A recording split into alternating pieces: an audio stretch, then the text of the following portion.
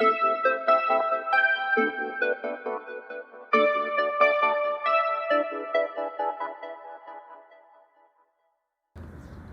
hello, welcome to our video. My name is Gabia, and today I will be interviewing Zalgiris Kauno's basketball player, Matt Mitchell, new addition to the squad. So, how do you like Kauno so far? I love it. It's a small town, small city in terms of Europe, but I like the tight-knit community and family that the club has, so it's been nice. Okay, and how has it been adjusting to new teammates? It's been a challenge, of course. It's always a challenge meeting new people and a new organization and things like that. But you just have to have an open mind and be willing for change. Did you know anyone before? Or is everything new? I've known a couple of players, Okay. mainly playing against them or seeing them around just in basketball and life, and so that's been nice. But yeah. Okay, so EuroLeague is also coming up. Yes. So, is there a team that you're looking specifically to play against for? The first game, I would say that the first game is always you gotta take one game at a time. So I think the first game is gonna be a pretty good game and pretty challenging. So I'm looking forward to that one for sure. Okay, so now we will dive to more interesting questions. So I want to know, when and how did you become interested in basketball? That's an interesting one. So I've known basketball basically all my life. So it was always a passion? Yeah, always a passion. Since I could walk, my dad played, my mom played, my older sister, she played basketball. So everyone? Yeah, I have relatives, uncles and aunts and everybody that played basketball, so it was kind of a family lineage, if you would say. Okay. But yeah. Okay, that's nice. So did you know from the start you're gonna go professional? No, not from the start. I mean, as you're young, you just always think of basketball as a thing to do as you're free and a thing that's fun and you're around with friends. And I maybe didn't think about playing professionally until, I don't know, maybe I was 9 or 10 years old. And you can finally start to understand life and what everything is. And yeah. So from then, you knew that you were gonna be like a professional. You were aiming towards that. Yeah, that's what my aim was. Okay. So if not basketball, what other sport would you play, or what other career would you have? Interesting. Never thought about it. Yeah, so I mean, I did play a lot of sports growing up. I played sports outside of basketball because basketball as a kid isn't year round, and you have other sports. So I played baseball and I played American football, and I was pretty good in both of them. So I think maybe baseball, but it was a little boring for me, and I really like basketball. Okay. So did you have like any role models that led you to where you are now? Yeah. So my dad is my biggest role model, but I also have my uncle as well, and that's because he played in Europe for a good number of years, and just other basketball players like Kobe Bryant, and when I was growing up, Russell Westbrook was one of my favorite players, and I just really enjoyed watching him. What did you like about him? I just liked his intensity, his mindset towards the game of basketball and just towards life. He always seemed happy and willing to face any challenge that was in front of him and run through it. So that was my favorite thing about him. Okay, so now I want to talk about the fans. Does it actually like help you, like the atmosphere that they create, like uplift you during the games? Definitely, I definitely think it does, especially with the fans here in Zalgiris. I think that these fans can help us win just about any game and help us gain just about any bit of energy that we need. Does it ever affect you negatively, maybe? No, I don't think it ever affects me negatively. Even when you play on the road and you're playing against opposing teams' fans, I think that's, for me, it's fun. So it doesn't affect you at all? No, I really enjoy the noise and the competition and just everything that comes with it. I love every bit of it. So how do you stay like so motivated and resilient towards like you just have to have an open mind about everything. You have to be open and willing to face new challenges and see it through to the end. But how do you stay like motivated during the season? Because it's very long and very challenging. Well, so my motivation is my family. I play this game of basketball because I love it, but at the same time, I take care of my family with it, and my parents and my family back home, and my wife here, and so it's really just another motivation for me, and to kind of find another boost of energy in the middle of the year when you're having a bad day, and Okay, I see. Do you have any tips for like young players that are starting out in their like sports journey but they're feeling unmotivated because of like pressure or stress? Yeah, of course. When you're young, I think the biggest thing about it is to have fun playing the game. If you're not having fun, then maybe it's not for you, or maybe you need to find a different outlet. A different environment or an outlet, a mentor, somebody that helps drive you to be better every day, and not only in sports but just in life as well. Okay. And what would you say to your younger self? My younger self? Yeah. I would tell my younger self to keep his head on his shoulders, and to stay positive, because knowing what I do now, there are so many ups and downs and different mountains and speed bumps along the way, that sometimes life in general and basketball can be very frustrating, and everyone has their own objective and their own thought process behind something, and it's not always what you think it is. So my thing is just to stay positive, have an open mind, and just smile through it all. Okay. Is it ever like hard to smile through it? Of course. But you still do it. Like how? Yeah. How do you do it? Like I said, it's just trying to have an open mind. I mean, it's just about seeing that life has different challenges, whether they're good or bad or right in the middle. You can see it all. But one thing that you should never do is get too high or too low. You get really happy or you get really sad. You try and stay as even keel as possible. And for me, that's smiling and attempting to be as happy as I can, and finding any outlet in life or different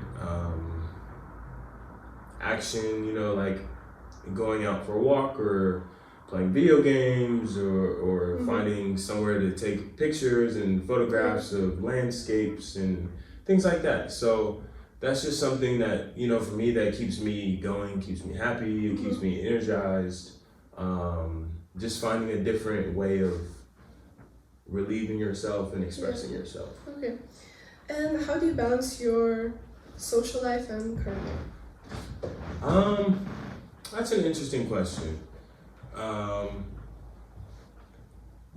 Is it ever like hard, or it just comes out naturally? Yeah, it becomes hard as you get older. You have family friends or close. You have best friends that you grew up with that you don't really talk to all that much anymore, and that's just how life goes, and you just have to kind of learn that, you know, you get older and life happens, and you still connect with people, and you still reach out to your family and your friends and all that, and you let them know that you're caring for them and that you're thinking about them, and you just kind of try and intertwine the two. I don't think you can really keep them separate because that life happens so fast that it's almost impossible. So I think one way is just to try and take time away from